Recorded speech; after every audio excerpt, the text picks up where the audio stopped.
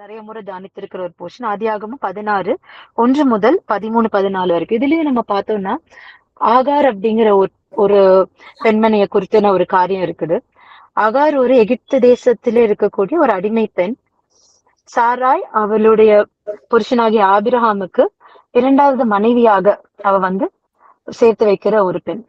So அவளுடைய காரியங்கள் அந்த விஷயத்த அந்த அந்த பகுதியிலும், இந்த 22வது அதிகாரத்துல ஆபிரகாம் தன்னுடைய குமாரனாகிய ஈசாக்கை பலி கொடுக்கிற 2 பகுதிகளும் நம்ம பார்த்தோம்னா, ரெண்டுத்துலயும் தேவனுக்கு ஒரு நாமம் கொடுக்கப்படுது. அதுல ஆகார் என்னை காண்கிற தேவனை நான் கண்டேன் அப்படின்னு சொல்லிட்டு கத்தரைக்கு நீர் என்னை காண்கிற தேவன் அப்படின்னு பெயரிடுறாய். எல் ராய் அப்படின்னு அவ பெயரிடுறாள். இதை இந்த படிச்சை இப்ப நம்ம ஆதியாகமம் 22வது அதிகாரத்துல பார்த்தோம்னா, கர்த்தருடைய பர்வதத்தில் பார்த்து கொள்ளப்படும் அப்படின்னு ஆபிரகாம் ஒரு நேம் கொடுக்கிறார். யெகோவா இரே அப்படின்னு தேவனுக்கு ஒரு நாமத்தை கொடுக்கிறார். சோ இந்த 2 நாமத்தையும் நம்ம எடுத்து பார்த்தோம்னா, இன்னைக்கு தியானம் இது 2 வார்த்தைகளையும் சேர்த்து வச்ச மாதிரி ஒரு ஸ்மால் ஒரு மெடிடேஷன் தான். நம்மை காண்கிற தேவன் நம்மை பார்த்து கொள்வார் அப்படிங்கிற ஒரு காரியத்தை கொடுத்து நம்ம இன்னைக்கு தியானத்தை போகும். நம்மளை காண்கிற தேவன் நம்மளை பார்த்து கொள்ளுவார் அப்படிங்கிற ஒரு ஸ்மால் மெடிடேஷன் தான். சோ முதல் போர்ஷன் நம்ம எடுத்து பார்த்தோம்னா, ஆதியாகமம் 16வது அதிகாரம் 1-13 அந்த இவெண்ட்ஸ் நம்ம சொன்ன மாதிரி ஆகார் கற்பம் தரித்தாள் அப்படிங்கறத அவ சாராய் அறிந்த போது அவளுடைய அவ நாச்சியாரை அற்பமாக எண்ணி நடக்கிறார். சோ அதோடைய கான்சிக்வென்ஷியலா சாராய் ஆகாரை நடத்துற விதமும் மாறுதல்கள் ஏற்படுது. சோ இதனால அந்த ஒடுக்கத்தை அந்த கஷ்டத்தை தாங்க முடியாம ஆகார் அவளை விட்டு ஓடி போனாள் அப்படின்னு 6வது வசனத்துல பாக்குறோம். சோ அந்த ஓடி போய் அந்த வனாந்தரத்துல அவ சுற்றி திரியும் பொழுது நீரூட்டன்றையில கர்த்தருடைய தூதனை பார்த்து அங்க அவளுக்கு ஒரு இன்ஸ்ட்ரக்ஷன் நடக்குது. தூதனோட எங்க போகிற அப்படின்னு தூதன் கேக்குறாரு. அவளும் நான் என் நாச்சியாராகிய சாராயை விட்டு ஓடி போறேன் அப்படிங்கிற. சோ அப்போ அந்த இடத்துல தூதன் அவளுக்கு ஒரு சொல்யூஷனை கொடுக்கறாரு, ஒரு அட்வைஸ் கொடுக்கறாரு, ஒரு வாக்குத்தத்தத்தையும் கொடுக்கிறார். சோ அவர் என்ன சொல்றாரு, நீ இந்த மாதிரி செய்யக்கூடாது, நீ திருப்பியும் மறுபடியுமாக போய் உன்னுடைய நாச்சியார் அண்டையில் திரும்பி போய் 9வது வசனத்துல அவள் கையின் கீழ் அடங்கி இரு அப்படிங்கிறார். அப்புறம் அவளுக்கு ஒரு வாக்குத்தத்தம் வேற கொடுக்கிறார். என்னன்னா, உன்னை மிகவும் உன் சந்ததியை மிகவும் பெருக பண்ணுவேன், அது பெருகி எண்ணி முடியாததா இருக்கும் அப்படிங்கிறார். இப்ப அவ ஒரு ஜஸ்ட் ஃபியூ மொமெண்ட்ஸ்க்கு முன்னாடி அவளுடைய நிலைமை இருந்ததுக்கு ஒடுக்கப்பட்டு வருத்தப்பட்டு கஷ்டப்பட்டுட்டு அவ ஒரு ஒரு ஒரு ஹோப்லெஸ்னஸ்ல ஓடி போறா. அங்க அந்த தடுத்து நிறுத்தி அவளுக்கு ஒரு ஒரு வாக்குத்தத்தம் கொடுக்கப்பட்டு you are also going to be a blessed nation அப்படின்னு சொல்லி, நீ போ, மறுபடியும் அதே இடத்துக்கு போ அப்படின்னு சொல்லி அவர் கர்த்தர் அவளுக்கு ஒரு ஆறுதலை கொடுத்து அவரை திருப்பி அனுப்புறார். சோ அந்த இடத்துலதான் ஆகார் அவர் அந்த 13வது வருஷத்துல அவர் எழுதுறாரு, என்னை காண்பவரை நானும் இவ்விடத்தில் கண்டேன் அல்லவா என்று சொல்லி தன்னோட பேசின கர்த்தருக்கு நீர் என்னை காண்கிற தேவன் அப்படின்னு பெயரிடுறார். சோ காண்கிற தேவன், நம்மளுடைய என்ன சூழ்நிலையில நம்ம இருக்கிறோம் அப்படிங்கிறத நம்ம ஒருவேளை நம்ம அவர்கிட்ட சொல்றதுக்கு முன்பாக, நம்ம அவர்கிட்ட ரெப்ரசென்ட் பண்றதுக்கு முன்பாக அவர் நம்மள அதை கண்டு இருக்கிறார். அவர் நம்ம என்ன நிலைமையில இருக்கிறோம், அதுக்கு என்ன சொல்யூஷன் இருக்கு அப்படிங்கிறது எல்லாவற்றையும் அறிந்த ஒரு தேவனாக இருக்கிறார் அவர். சோ இன்னும் நிறைய விஷயத்தை இந்த இந்த காண்கிற தேவன்ல இருந்து நம்ம நிறைய ரீட் பண்ணணும். பைபிள்ல 2-3 ஒரு இன்ஸ்டன்சஸ் நான் இதோட சேர்த்து சொல்ல விரும்புறேன். எப்பெல்லாம் தேவன் சில சில எக்ஸாம்பிள்ஸா கண்டு சில விஷயங்களை செஞ்சிருக்கிறார் அப்படின்னு பார்த்தோம் அப்படின்னா, ஒரு ஆதியாகமம் 31வது அதிகாரம் 12வது வசனம். அதுல நம்ம பார்த்தோம்னா, இதே யாக்கோபு 31:12. அப்போ யாக்கோபு லாபானுக்கு வேலை செய்து இருக்கும்போது லாபானுடைய குமாரரை பார்க்கலும் யாக்கோபுடைய மந்தை பெருகிட்டே போகுது. சோ அப்ப அந்த குமாரரால அது இதை இந்த இஷ்யூஸை அவங்களால ஹேண்டில் பண்ண முடியல. ஒரு அடிமையா இங்க நம்ம அப்பாட்ட வேலை செய்ய வந்தவன் கல்யாணம் பண்ணி கொடுத்த சிஸ்டர்ஸ் இப்ப அவன் பெருகி இருக்கிறது அவங்களுக்கு ஒரு ஆச்சரியமாக இருக்கு. சோ அப்ப அதை அவங்க ஏதாவது செய்யறதுக்காக காரியங்கள் செய்யும்பொழுது அப்பொழுது தேவன் யாக்கோபுக்கு சொல்றார், உன் கண்களை ஏறெடுத்து பார், ஆடுகளோட புலியும் கடாக்கள் எல்லாம் கலப்பு நிறமும் புள்ளியும் வரியும் உள்ளவைகளா இருக்கிறது. லாபான் உனக்கு செய்கிற யாவையும் கண்டேன் அப்படிங்கிறார். சோ லாபான் வந்து நிறைய விஷயங்கள் செஞ்சிருக்காரு யாக்கோபுக்கு. அதுக்கு முந்தின 7வது வசனத்துல சொல்லும்போது யாக்கோபு சொல்றார், உன் தகப்பனோ என்னை வஞ்சித்து என் சம்பளத்தை 10 முறை மாற்றினான், ஆனாலும் அவன் எனக்கு தீங்கு செய்ய தேவன் அவனுக்கு இடம் கொடுக்கவில்லை. சோ அவன் வந்து ராகேல கல்யாணம் பண்ணும்பொழுது அவளுக்கு லேயால் கல்யாணம் நிறைய விஷயங்கள் யாக்கோபு வந்துட்டு ஏமாற்றப்பட்டிருக்கிறான். அவனே ஒருவேளை நம்ம ஏமாத்துற பர்சன் அப்படின்னு சொன்னாலும் கர்த்தர் அவனை சூஸ் பண்ணிருக்கிறார், அவன் பலிகி பெருகணும்னு. அவன் ஒருவேளை அந்த கொப்புகளை வைத்து ஆடுகள் மந்தைகள் வந்துட்டு நம்பர்ஸ் இன்க்ரீஸ் பண்றதுக்கு செய்தாலும், but God shows that his flag should flourish. கர்த்தர் சூஸ் பண்ண பர்சனா இருக்கிறதுனால அவன் பெருகிறான். அவனுக்கு அகேன்ஸ்டா எந்த விதமான காரியங்களோ, அவனுக்கு அகேன்ஸ்டா சீட்டிங் எது நடந்தாலும் அதை வந்து நான் லாபான் உனக்கு செய்கிற யாவையும் கண்டேன் அப்படிங்கிறார். சோ நம்மளுக்கு அகேன்ஸ்டா, நம்ம விசுவாசமா இருக்கிறோம், கர்த்தரால் சூஸ் பண்ணப்பட்டமா இருந்தோம்னா நம்மளுக்கு அகேன்ஸ்டா வரக்கூடிய எந்த விதமான காரியங்கள், என்ன விதமான சீட்டிங்கோ, எந்த விதமான காரியங்கள் மத்தவங்க ஒரு வேலை செய்யறதுக்கு பிளான் பண்ணி செஞ்சுட்டு இருந்தாலும் அதையெல்லாம் தேவன் காண்கிறார் அப்படின்னு நம்ம பாக்குறோம். சோ இன்னும் போனோம்னா ஆதியாகமம் 29:31 கூட பார்த்தோம்னா, அதுலயும் இதுக்கு முன்னாடியே உள்ள போர்ஷன் 29:31 கூட சாரி 29:31 லேயால் அற்பமாக எங்க இருக்கு லேயால் அற்பமா எண்ணப்பட்டாள் என்று கர்த்தர் கண்டு. சோ யாக்கோபு வந்து ரகேலுக்கு மிகவும் பிரியமாக இருந்துட்டு லேயால வந்து ஒதுக்கி கம்மியாக அவளை வந்து ட்ரீட் பண்ணாலும் அவன் அற்பமாக எண்ணப்பட்டதை வந்து அவர் கண்டு அவளை வந்து பிளஸ் பண்ணி அவளுக்கு வந்து குழந்தையை கொடுக்கிறார். சோ நிறைய விதமான விஷயத்துல பார்த்தோம்னா ஒடுக்கப்பட்டு இருக்கிற சூழ்நிலையில கர்த்தர் காண்கிறார். அற்பமாக எண்ணப்படுகிற சிச்சுவேஷன்ல வந்து கர்த்தர் வந்து நம்மள வந்து பார்க்கிறார். இன்னும் முக்கியமா இன்னொரு ரொம்ப நம்மளுக்கு பரிச்சயப்பட்ட யாத்திராகம் 2ஆம் அதிகாரம் 25 இஸ்ரவேல் ஜனங்கள் அவங்க வந்துட்டு பலுகி பெருகி எகிப்து தேசத்துல எகிப்தியரை விட அதிகமாக பலுகி பெருகி இருக்கிறத பார்த்து பார்வோன் ராஜா வந்துட்டு அவங்கள வந்து ஒடுக்கி அவங்கள வந்து அடிமைத்தனத்துக்குள்ள செல்லும் பொழுது 2:25 அதோட கண்டினியூஷனா 3:7 3:9 2 வசனங்களையும் பார்த்தோம்னா, தேவன் இஸ்ரவேல் புத்திரரை கண்ணோக்கினார், தேவன் அவர்களை நினைத்தறிந்தார். 3:7-9 பார்த்தோம்னா, அப்பொழுது கர்த்தர் எகிப்தில் இருக்கிற என் ஜனத்தின் உபத்திரவத்தை நான் பார்த்து ஆலோட்டிங்களின் நிமித்தம் அவர்கள் இடுகிற கூக்குரலை கேட்டேன், அவர்களுடைய படுகிற வேதனைகளை அறிந்திருக்கிறேன். 9வது வசனம், இப்பொழுதும் இஸ்ரவேல் புத்திரரின் கூக்குரல் என் சந்ததியில் வந்து எட்டினது, எகிப்தியர் அவர்களை ஒடுக்குதலையும் கண்டேன். எகிப்தியர் செய்கிற ஒடுக்குதலை வந்து நான் கண்டேன் அப்படிங்கிறார்.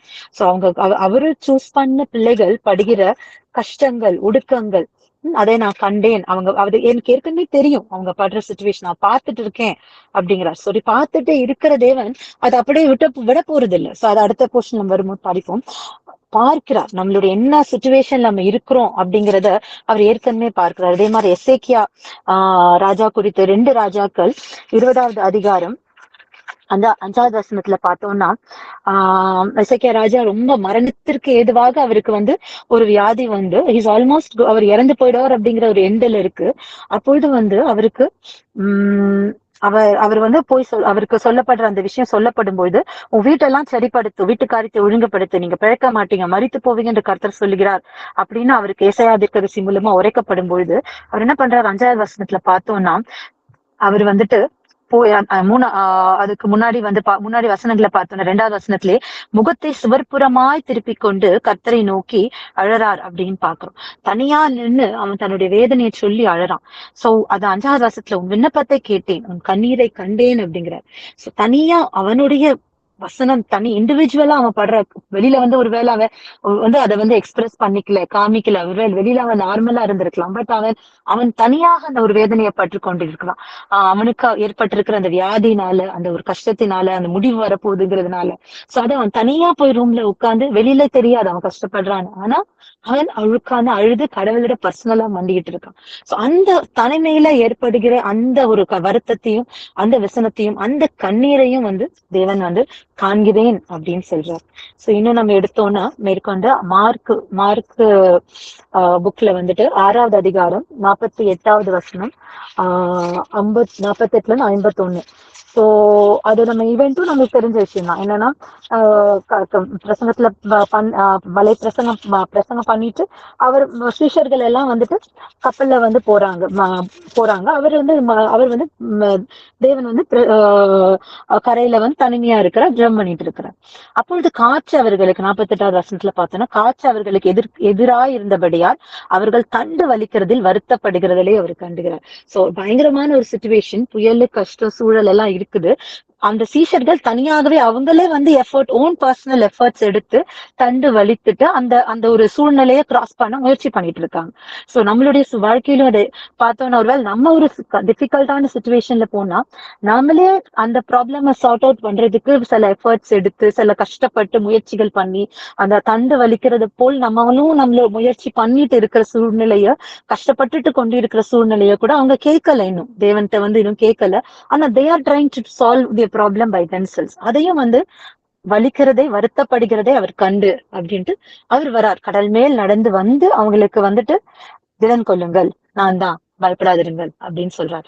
சோ அந்த தனிமையில படுற கண்ணீர், தனிமையில நம்ம படுத்து நம்ம கஷ்டப்பட்டு கொண்டு இருக்கிற வருத்தங்கள் எல்லாவற்றையும் வந்து தேவன் காண்கிறவராயிருக்கிறார். சோ இன்னும் மேல பார்த்தோம்னா லூக்கு 13:12, அந்த 13வது அதிகாரம் 12வது வசனம் பார்த்தோம்னா, அதுல ஒரு 18 வருடமாக கூனியாக இருக்கிற ஒரு ஸ்திரிய பத்தி பாக்குறோம். சோ 18 வருடங்கள் அவ கஷ்டப்பட்டுட்டு இருப்பா. சோ கர்த்தருக்கு தெரியாதா 18 வருஷமாக அவ கஷ்டப்பட்டுட்டு இருக்கிறா அப்படிங்கிறது? தெரியும், அதுக்கு அறிந்திருக்கிறார் அவர். அதுவும் அதுல பார்த்தோம் அப்படின்னா ஆவியினால ஏற்பட்டிருக்கிற லூக்கா 13:12. ஆஹ் அப்ப 18 வருடமாக பலவீனப்படுத்தும் ஆவியை கொண்ட ஒரு ஸ்திரீ. சோ அந்த கூனியா இருக்கிறதுக்கு காரணமே வந்து அவளுடைய ஒரு ஆவியின் கட்டுகளினால அவ வந்து பலவீனப்பட்டு இருக்கிறான். சோ 18 வருடம் கட்டுப்பட்டு இருக்கிற ஸ்திரீ அந்த நேரத்துலதான் தேவன் காண்கிறார். இயேசு அவளை கண்டு அந்த குறித்த நேரத்துலதான் அவரு கண்டு தம்மிடத்தில் அழைத்து 12வது வசனத்துல லூக்கா 13:12 ஸ்திரீயே உன் பலவீனத்தினின்று விடுதலையாக்கப்பட்டாய் என்று சொல்றார். சோ ஒரு விடுதலையை கொடுக்கிறார். சோ நம்ம இத ஃபுல்லா எல்லாம் பார்த்தோம்னா நிறைய எல்லா விஷயத்தையும், சோ லாபானுக்கு அந்த யாக்கோபு சீட் பண்ணப்பட்ட ஒருவேளை அந்த செய்த காரியங்கள் எல்லாவற்றையும் ஏமாத்தப்பட்ட காரியங்கள் எல்லாவற்றையும் அறிந்திருக்கிற தேவன். இல்லையால அற்பமாக எண்ணப்பட்ட போது அந்த அற்பமாக இருக்கிறதையும் காண்கிற தேவன். அதே போல ஒடுக்கத்துல ரொம்ப வருத்தத்துல இருந்து கொக்கூரலிட்டு கொண்டிருக்கிற ஒரு சத்தத்துல இருக்கிற அந்த ஜனங்களுடைய சத்தத்தையும் கேட்டு அவர்களுடைய நிலைமையும் காண்கிற ஒரு தேவன். இசைக்கிய வியாதி முடிவு வந்துருச்சு, வியாதினால் நீ கஷ்டப்பட போற அப்படின்னு ஒரு எண்டு கொடுக்கப்பட்டிருக்கிற ஒரு சுச்சுவேஷன்ல ஒரு தனிமையில இருந்து கண்ணீரை நம்ம கண்ணீர் விட்டு கொண்டிருக்கிற அந்த கண்ணீரை காண்கிற தேவன். அதே போல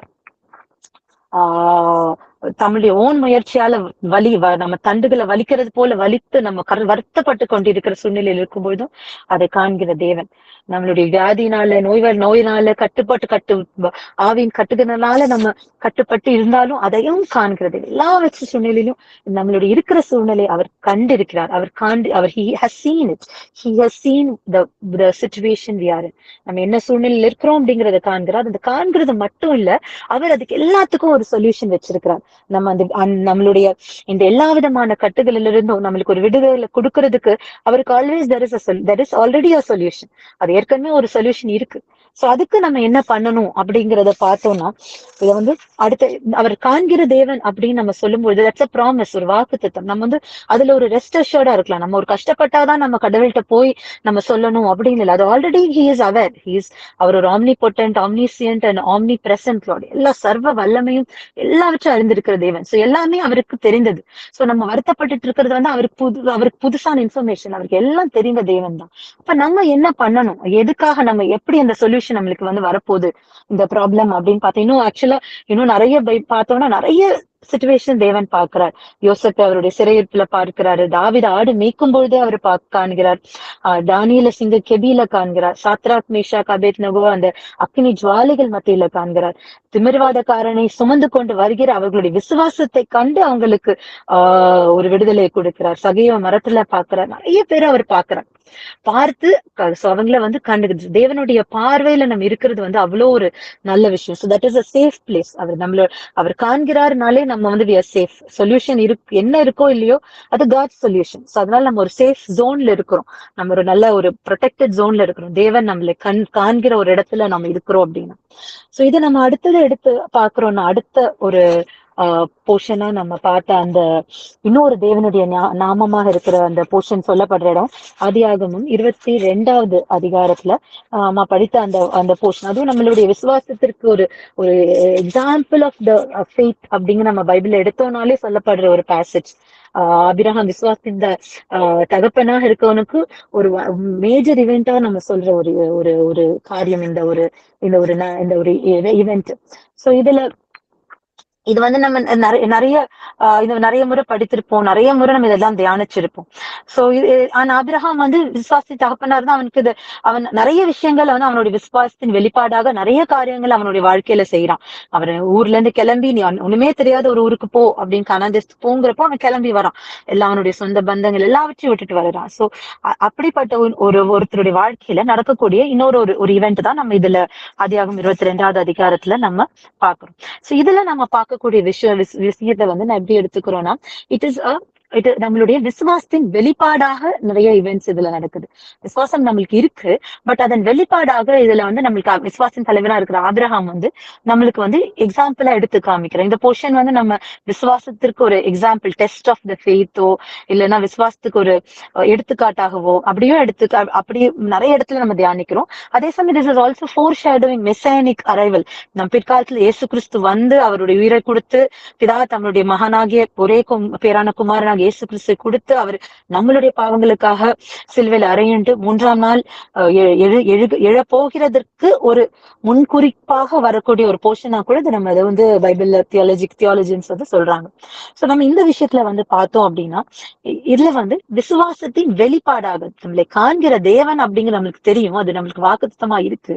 அப்போ நம்மளுக்கு அது ஷுவர்டா இருக்கும்போது நம்ம என்ன செய்யணும் அப்படின்னு பார்த்தோம்னா, இந்த எக்ஸாம்பிளா நம்மளுடைய விசுவாசத்தின் நம்மளுக்கு எடுத்துக்காட்டா இருக்கிற ஆபிரகாம் என்ன செய்யறார் அப்படின்னு நம்ம இதுல பார்த்தோம்னா, 22வது அதிகாரத்துல 2வது வசனம். சோ அவர் வந்துட்டு இந்த சில இவெண்ட்ஸ் அபிமலேக்கோட நடந்ததுக்கு அப்புறம் இது நடக்குது கான்சிக்வென்ஷியலா. அப்பொழுது அவர், உன் புத்திரனும் ஏகசுதனும் உன் நேசகுமாரனாக ஈசாக்கை நீ இப்பொழுது அழைத்து கொண்டு மோரியா தேசத்துக்கு போ, அங்கே நான் உனக்கு குறிக்கும் மலைகள் ஒன்றின் மேல் அவனை தகன பலியாக பலியிடு. சோ என்ன சொல்ற, நீ ஒரு இடத்துக்கு போ அப்படிங்கிற. ஒரு இடம்னா அந்த எந்த இடம் அப்படிங்கறது மட்டும் சொல்றாரு, பட் எக்ஸாக்ட் லொகேஷன் எவ்வளவுனா எப்படி ஆகும் ஒண்ணுமே தெரியல. மோரியா மலைங்கிறது நிறைய மலைகள் இருக்கிற ஒரு இடம், அதுல எந்த லொகேஷனுக்கு போகணும்னா ஒண்ணும் சொல்லல, நீ கிளம்பி போ அப்படிங்கிறார். சோ அவன் அந்த கிளம்பி போ அப்படின்னு போகும்போது அவனுக்கு அந்த இடம் போய் சேர்றதுக்கு அவனுக்கு எவ்வளவு நேரம் ஆகுதுன்னா 3 நாள். 3ஆம் நாளிலே 3 days ஜர்னி எடுத்துட்டு அந்த பர்டிகுலர் ஸ்பாட் போறான். 3 நாட்கள் வந்து அவன் பிரயாணம் படுகிறான். சோ வந்து அவன் கிளம்பும் போது அவனுக்கு எந்த இடத்துக்கு எக்ஸாக்டா போக போறான், என்ன பண்ண போறான்றது அவனுக்கு முன்னாடியே தெரியும். அவன் வந்து பலி கொடுக்க போறான், தகன பலி பலிதுன்னு சொல்லிட்டாரு, பட் எந்த எக்ஸாக்ட் லொகேஷன் தெரியாது. ஆனா விசுவாசத்தின் பயணத்தை அவன் வந்து ஸ்டார்ட் பண்றான். சோ அது இது ஃபர்ஸ்ட் எக்ஸாம்பிள். நம்ம வந்து விசுவாசத்தின் பயணம், நம்மளுக்கு எங்க போறோம் நம்மளுக்கு தெரியும், பட் வாட் ஹேப்பன்ஸ், எவ்வளவு நாள் என்ன நடக்க போகுது அதெல்லாம் ஒன்றும் தெரியாது. வாட் இஸ் தி எண்ட் அப்படிங்கிறது நம்ம எல்லாருக்கும் தெரியும், அந்த விசுவாச பயணத்தின் முடிவு நம்மளுக்கு தெரியும். ஆனா அந்த பயணம் எவ்வளவு நாள் என்ன ஆகும், என்ன வாட் இது இந்த அந்த கோர்ஸ் ஆஃப் தி இவெண்ட்ஸ் ஒன்றும் தெரியாது. நம்ம we just take the blind faith of the journey of faith. நம்ம விசுவாசத்தின் பயணத்தை கர்த்தர் மேல் நம்பிக்கை வைத்து அந்த பயணத்தை நம்ம மேற்கொள்றோம். சோ அந்த பயணத்துக்குரிய காரியங்கள் எல்லாமே கர்த்தருடைய பர்வதத்தில் பார்த்து கொள்ளப்படும். சோ கர்த்தருடைய பர்வதத்தில் பார்த்து கொள்ளப்படும் அப்படிங்கிற விசுவாசத்தோட ஆபிரகாம் கிளம்புறதுனாலதான் இது எல்லா காரியத்தையும் அவனால விசுவாசத்தோட செய்ய முடியுது. அவன் கிளம்பி 3 நாள் பிரயாணம், எந்த இடம் என்ன எங்க எக்ஸாக்ட் லொகேஷன் தெரியாம போறான். 2வது பார்த்தோம்னா விசுவாசத்தின் பயணத்தை மேற்கொள்றான். 22வது அதிகாரம் 5வது வசனத்துல. சோ வந்து அப்பொழுது ஆபிரகாம் தன் வேலைக்காரரை நோக்கி, நீங்கள் கழுதையை நிறுத்தி இங்கே காத்திருங்கள், நாளும் பிள்ளையாண்டாலும் அவிடம் மட்டும் போய் தொழுது கொண்டு உங்களுக்கு திரும்ப வருவோம் அப்படின்னு சொல்லிட்டு போறான். நாங்க 2 பேரும் திரும்ப வர போறோம் அப்படின்னு அவன் போறதுக்கு முன்பாக விசுவாசத்தின் வார்த்தையை அவன் சொல்லிட்டு போறான். சோ அவன் ஏற்கனவே வந்து அவன் அஷ்யூர்டா இருக்கிறான். அவன் திரும்பி வருவோம் அப்படிங்கிற ஒரு வார்த்தையோட தான் அவன் வரான். அவன் இங்கிருந்து மேல போகும்போதே அவன் போறான். சோ அவன் வந்து விசுவாசத்தை அவனுக்கு இருக்கிற விசுவாசத்தை வார்த்தையில சொல்றான். அவனால தைரியமா சொல்ல முடியுது, நான் வருவோம் அப்படின்னு. சோ நம்மளும் நம்மளுடைய விசுவாச பயணத்துல நமக்கு இருக்கிற விசுவாசத்தை நம்மளால வார்த்தைகளால, நம்மளுடைய வேர்ட்ஸ்னால, மத்தவங்க கிட்ட எல்லார்கிட்டையும் நம்மளால தைரியமா கர்த்தரோட பர்வதத்தில் பார்த்து கொள்ளப்படும் அப்படிங்கிற ஒரு காரியத்தை இப்படிதான் நடக்கும் அப்படிங்கிற தைரியமா நம்மளால சொல்ல முடியுமா? ஏன் கர்த்தர் பார்த்து கொள்வார் அப்படின்னு நம்மளுடைய விசுவாசத்தை நம்ம அறிக்கை செய்ய முடியுமா? ஏன்னா அவனுக்கு தெரியும் இசாக்கு என்பது வந்து அதுக்கு சன் ஆஃப் கவனன்ட். அவன் வந்து உடன்படிக்கையின் குமாரனா அவனுக்கு கொடுக்கப்பட்டது. God has got greater purposes. இந்த ஈசாக்கின் ஜெனரேஷன் வழியா உலகத்திற்கே அவர் வந்து ஒரு ரட்சிப்பை கொடுக்கக்கூடிய ஒரு பிளான்ல தான் அந்த ஈசாக்கு இஸ்ரேல் அப்ரஹாமை சூஸ் பண்றாரு, இஸ்ரேல ஜனத்தையும் சூஸ் பண்றாரு. So he knows this is the son of covenant. என்ன நடந்தாலும் கர்த்தரும் பார்த்து கொள்வார் அப்படிங்கிற ஒரு அஷூரன்ஸ் அவனுக்கு இருக்கும். அதனால அவன் அத வார்த்தையில வந்து அவன் அறிக்கையிட்டு சொல்றான், திரும்ப வருவோம் அப்படின்னு சொல்றான். 3வதா பார்த்தோம்னா அதுக்கப்புறம் அவன் மேல போறாங்க. நிறைய விஷயங்கள் அங்க பார்த்துட்டு பலிபீடத்தை உண்டாக்கி கட்டைகள் எல்லாம் அடுக்கி அவன் பாட்டுக்கு செஞ்சுக்கிட்டே தான் இருக்கான். ஏன்னா அவனுக்கு கொடுத்த இன்ஸ்ட்ரக்ஷன்ஸ ஃபாலோ பண்ணிட்டே இருக்கான். அவன் கடைசியில 10வது வசனம் பார்த்தோம்னா, ஆபிரகாம் தன் குமாரனை வெட்டும்படிக்கு கையை நீட்டி கத்தியை எடுத்தான் அப்படின்னு பார்ப்போம். சோ அவன் அந்த கடைசி செயல் வரைக்குமே போறான். அவன் வந்து அவனுக்கு இன்னும் இன்ஸ்ட்ரக்ஷன்ஸ் எதுவும் ஸ்டாப் பண்ணோ வேற மாதிரியோ எதுவுமே அவனுக்கு கொடுக்கப்படல. அவனுக்கு கொடுக்கப்பட்ட தகன பலி எடுக்கணும். அவனுக்கு தெரியும் ஊர் அப்படிங்கிற தேசத்துல இருந்து கூட்டிட்டு வந்தாரு. there is a practice of child sacrifice to God அதெல்லாம் இருக்குன்னு தெரியும். அந்த பழக்கம் எல்லாம் செய்யக்கூடாது, பண்ணக்கூடாதுன்ற இடத்துல வர்ற தேவன் அவன் ஒரே பேரை முதல் குமாரனை கொண்டு போக சொன்னாலும் அவர் வந்து ஏதோ அவருக்கு பிளான் இருக்கு அவனுக்கு தெரியும். சோ அதனால அவன் கையை நீட்டுறான் வரைக்கும் வருது.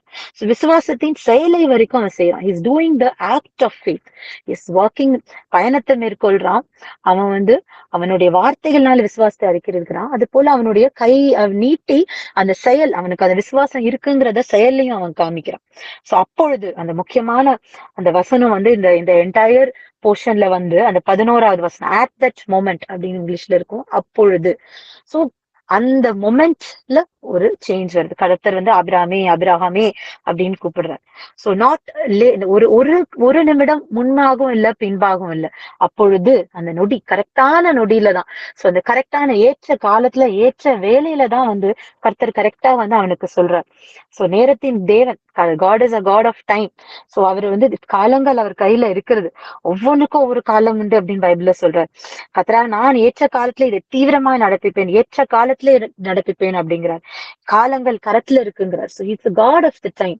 சோ அந்த அப்பொழுது அந்த ரைட் மொமெண்ட்ல ஹி இஸ் ஸ்டாப்பிங், ஏப்ரஹாம நிறுத்திட்டு அதுக்கப்புறமா வந்து இப்படி செய் அப்படின்னு நிறைய அப்புறமா வந்து அதை நிறுத்திட்டு அதுக்கு அப்புறமா மேற்கொண்டு காரியங்களை செய்யறார். சோ பார்த்தோம்னா நம்மளுடைய ரோல் என்ன? நம்ம சகலத்தையும் காண்கிற தேவன் இருக்கிறாரு அப்படிங்கிறது நம்மளுக்கு ஷுவரா தெரியும், வாக்குத்தத்தமாக தெரியும்.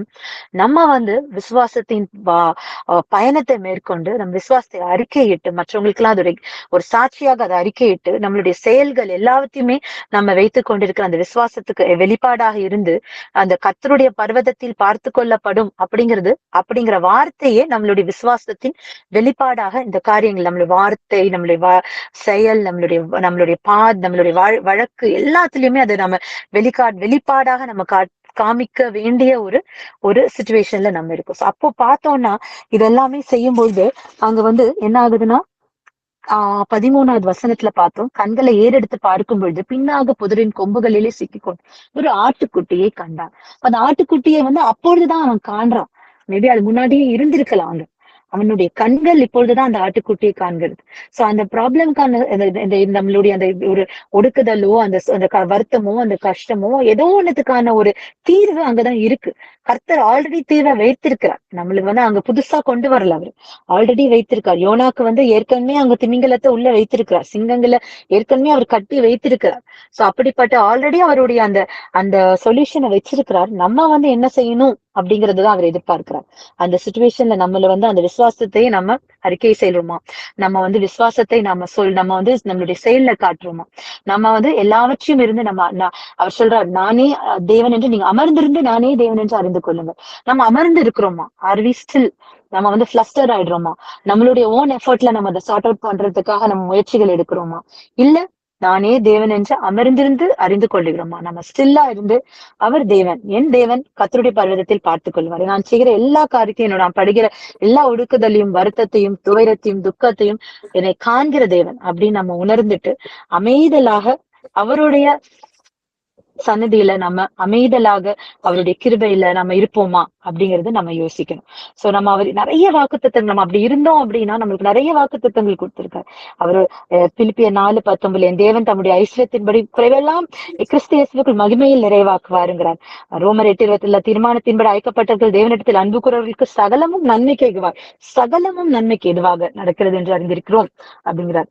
29 எரேமியா 29:11 நீங்கள் எதிர்பார்த்திருக்கும் முடிவை உங்களுக்கு கொடுக்கும்படி நான் உங்கள் பேரில் நினைத்திருக்கிற நினைவுகளை அறிவேன், உங்களுக்கு கொடுக்கும்படி நான் உங்கள் பேரில் நினைத்திருக்கிற நினைவுகளை அறிவேன்கிறார். எல்லாத்தையும் நம்மளுக்கு வாக்குத்தத்தம் கொடுத்திருக்கார். Is rest assured us. Even ஆபகுக்கு 2:3 பார்த்தா நம்ம குறித்த காலத்து தரிசனம் இன்னும் வைக்கப்பட்டிருக்கிறது, முடிவிலே அது விளங்கும், அது பொய் சொல்லாது, தாமதித்தாலும் அதற்கு காத்திரு, நிச்சயமாய் வரும், தாமதிப்பதில்லை என்று. இவ்வளவு வசனங்கள் ப்ராமிசஸ் எல்லாம் கொடுத்திருக்கிறாரு. நான் உன்னை பார்த்துட்டே இருக்கிறேன்னு சொல்றாரு. விசுவாசத்தை வந்து நம்ம கர்த்தரின் பர்வதத்தில் பார்த்து கொள்ளப்படும் அப்படிங்கிற ஒரு வெளிப்பாடாக அவர் நம்ம கிட்ட எதிர்பார்க்கிற சில காரியங்களை நம்ம விசுவாசத்தின் வெளிப்பாடாக அவர் கொடுக்க அந்த பயணத்தை நம்மளுடைய செயல் நம்மளுடைய வார்த்தை எல்லாவற்றிலும் நம்ம வந்து வெளிப்படுத்தணும் அப்படின்னு அவர் எதிர்பார்க்க. அதுல முடித்தோம் லாஸ்ட் எண்ட் ஆஃப் இட் பார்த்தோம்னா 22:19 அந்த போர்ஷனோட முடிவுல ஆபிரகாம் வேலைக்காலத்தில் திரும்பி வந்தான். சோ வந்துடுறான். So he comes back to the normalcy. So இந்த என்டையர் இந்த ஒரு டெஸ்டோ இந்த ஈவெண்டோ இந்த காரியமோ நடந்து அவன் திரும்பி வந்துடுறான். சோ நம்மளுடைய முடிவும் நம்மளுக்கு தெரியும், நம்ம வந்து எங்க போறோம் அப்படின்னு தெரியும். சோ அந்த முடிவு வரைக்கும் நம்ம வந்து நம்மளுடைய இந்த உலகத்துல நம்ம இருக்கிற வரைக்கும் நம்ம விசுவாச ஜீவன் இந்த பயணத்தை நம்ம மேற்கொள்ற வரைக்கும் நம்ம எவ்விதமான கலக்கங்கள் கஷ்டங்கள் ஒடுக்கங்கள் மற்றவங்களுடைய பிசாசின் கட்டுகள் இல்ல மற்றவர்களுடைய ஏமாற்றுதல்கோ எத்தனை விதமான சூழ்நிலைகள் கஷ்டங்கள் என்ன பட்டாலும் நம்ம இருக்க வேண்டிய ஒரே விஷயம், தேவனிடத்தில் அமர்ந்திருந்து என் தேவன் பார்த்து கொள்வார், கர்த்தருடைய பர்வதத்தில் அது பார்த்து கொள்ளப்படும், என்னை தினமும் காண்கிற தேவன், நான் படுகிற எல்லா விதமான நான் போகிற எல்லா சூழ்நிலையும் காண்கிற தேவன், அவர் என்னுடைய எல்லா காரியத்தையும் பார்த்துக் கொள்வார். ஏன்னா ஆக்சுவலி இந்த பார்த்துக் கொள்வாருங்கிற வசனம் நம்ம பார்த்தோம்னா தமிழ்ல பார்த்துக் கொள்வார் இருக்குது. நியூவர் இங்கிலீஷ் டிரான்ஸ்லேஷன்ஸ் புது English translation Jehovah Jireh my ப்ரொவைடர்னு இருக்கு. ப்ரொவைடர்னு கொடுக்கிற தேவன். ஆனா நம்ம கொடுக்கிற தேவனை விட ஆக்சுவல் அந்த ஒரிஜினல் ஹீப்ரூ வேர்ட் வந்து டிரான்ஸ்லேட்ஸ் இன்டு பழைய கிங் ஜேம்ஸ் வெர்ஷன் பைபிள்ல தான் God will see to it, it will be seen by God, seen தான் இருக்கும். அதே வந்து நம்மளுடைய தமிழ் பைபிள் பார்த்து கொள்ளப்படும் தான் இருக்கு. ப்ரொவைடர் அப்படின்னு சொல்லும் போது கொடுக்கிற தேவன் நம்மளுக்கு கொடுப்பார். பட் கொடுக்கிற தேவனை விட அந்த எக்ஸாக்டா வேர்டை வந்து பார்த்தோம்னா நம்மளை பார்த்து கொள்ற தேவன், அது வந்து இன்னும் நம்மளுக்கு வந்து நம்மளுக்கு ஒரு ஆறுதலை கொடுக்கக்கூடிய ஒரு பார்த்துக்குவார், எங்க அப்பா பார்த்துக்குவார் அப்படின்னு நம்ம சொல்றது வந்து இன்னும் ஒரு விசுவாசத்துல நம்மளுக்கு இன்னும் ஒரு ஹையர் லெவல் ஆஃப் ஒரு கம்ஃபர்ட் கொடுக்கு. எங்க தேவன் கொடுப்பார் அப்படின்னு சொல்றதை விட என் தேவன் பார்த்து கொள்வார் அப்படின்னு சொல்றது அடுத்த லெவல் ஆஃப் ஒரு ஆறுதலை நமக்கு கொடுக்குது. சோ இந்த வசனங்கள் எல்லாம் பற்றி கொண்டு நம்ம வந்து நம்மளுடைய என்ன விதமான சூழ்நிலைகள் கஷ்டங்கள் எதுப்பட்டாலும் இதை நம்ம பற்றி கொண்டு நம்ம பிளஸ்டர் ஆகாம பதட்டப்படாம பயப்படாம கஷ்டப்படாம என் தேவன் அவருடைய பர்வதத்தில் பார்த்து கொள்வார் அப்படின்னு நம்ம நின்று அமைதலாக இருந்து கர்த்தரையே நோக்கி இருக்கக்கூடியது நமக்கு கொடுக்கப்பட்டிருக்கிற அந்த கடமை. சோ இந்த வசனங்கள்ல நம்ம கர்த்தர் ஆசீர்வதித்து கொடுப்பார். நம்ம இந்த வசனங்கள் மூலமாக நம்ம இன்னைக்கு கத்துக்கிட்ட அந்த ஒரு இதை வந்து நம்மளுடைய வாழ்க்கைக்கு பயனுள்ளதா இருக்கும் நம்ம நினைக்கிறோம். சின்ன ஜெபம் பண்ணிட்டு முடிச்சிருவோம். அன்பும் இருக்கும் நல்ல பிதாவே, நல்ல மாலை வேலைக்கா நன்றி துதிக்கும் ராஜா. எப்பொழுதும் ஆண்டவரே எங்களுக்கு இந்த 2 வசனங்களை எனக்கு நீங்க கொடுத்திருக்கீங்கப்பா, அதை ஷேர் பண்ண கொடுத்த அந்த கிருபைக்கா ஸ்தோத்திரிக்கிறோம். எங்களை காண்கிற தேவன் எல்லாவற்றையும் நீங்க பார்த்து கொள்வீங்கிறது எவ்வளவு ஒரு ஆறுதலான வசனம். நாங்க ஒருவேளை பதட்டப்பட்டு வருத்தப்பட்டு கலக்கப்பட்டு நாங்க அந்த சீடரை போல நாங்களே தனியாக வலித்து கொண்டு தண்டுகளை வலித்து கொண்டு நாங்க எங்களுடைய உயர்ச்சிகள் செய்து கொண்டு ஒருவேளை கஷ்டப்பட்டு இருந்தாலும் ஆண்டவரே எங்களுக்கு இந்த வார்த்தையை கொடுத்திருக்கீங்க. கர்த்தருடைய பர்வதத்தில் நீங்க பார்த்துக்கொள்ள போகிறீங்கிறது எங்களுக்கு அது எவ்வளவு ஒரு ஆறுதலான வசனம், எவ்வளவு ஒரு ஒரு ஒரு எங்களுக்கு ஒரு தைரியத்தை கொடுக்கக்கூடிய வசனம்ப்பா. அந்த வசனங்களுக்காக நன்றி செலுத்துகிறோம் ஆண்டவரே. இந்த சூழ்நிலையிலும் அப்பா எங்களுக்குள்ள எங்க எங்க எங்க ஜெபம் பண்ணிட்டு இருக்க எங்களோட உறவினர்கள் மத்தியில எதவிதமான ஒருவேளை ஆவியின் கட்டுனால ஒரு கஷ்டமோ, இல்லைன்னா ஒரு உடல் ரீதியான ஒரு கஷ்டமாவோ, இல்ல மன வருத்தங்களா, ஒடுக்குதலோ, ஒரு அற்பமாக எண்ணப்பட்ட ஒரு காரியமாகவோ, இல்ல மருத்தங்களோ, என்ன விதமான இல்ல மற்றவங்களால ஒரு ஏதோ ஏமாற்ற காரியங்கள், அந்த மாதிரி செய்யப்பட்ட காரியங்கள் எதுவா இருந்தாலும் ஆண்டவரே, இந்த வசனத்தின் மூலமாக ஆண்டவரே நாங்க ரெஸ்ட் அஷ்யூர்டா இருக்கலாம்ப்பா. நீங்க பார்த்து கொள்வீங்க, நீங்க எங்களை கண்டு கொண்டிருக்கிறீங்க ஆண்டவரே. எங்ககிட்ட நீங்க எதிர்பார்க்கிறது எங்க விசுவாசத்தின் வெளிப்பாடை தான் நீங்க எதிர்பார்க்கீங்கப்பா ஆண்டவரே. நாங்க அந்த விசுவாசத்தை எங்களுடைய செயலாலும் எங்களுடைய வார்த்தைகளாலும் நாங்க அதை வெளிப்படுத்தத்தக்கதாகப்பா எங்களுக்கு உதவி செய்யுங்க. உங்க பரிசுத்தாவி எங்களுக்கு கொடுத்து எங்க விசுவாசத்தில் நாங்க ஸ்ட்ரென்தண்டா இருக்கத்தக்கதான் அதை நாங்க வெளிப்படுத்துறதுக்கும் எங்களுக்கு உதவி செய்யுங்க ஆண்டவரே. எங்க வார்த்தை எங்களுக்கு ஆசீர்வதித்து கொடுங்க. இங்க வந்து இந்த டைம்ல ஸ்பெண்ட் பண்ணிட்டு இருக்கிற எல்லாரையும் அப்பா நாம அதை கைகளை கொடுக்கும். நீரே எங்களோட இருங்க, எங்களுக்கு வழி நடத்துங்க. அனைத்தையும் இயேசு கிறிஸ்துவின் ஜெபிக்கிறோம் பிதாவே. ஆமென். ஆமென். ஆமென்.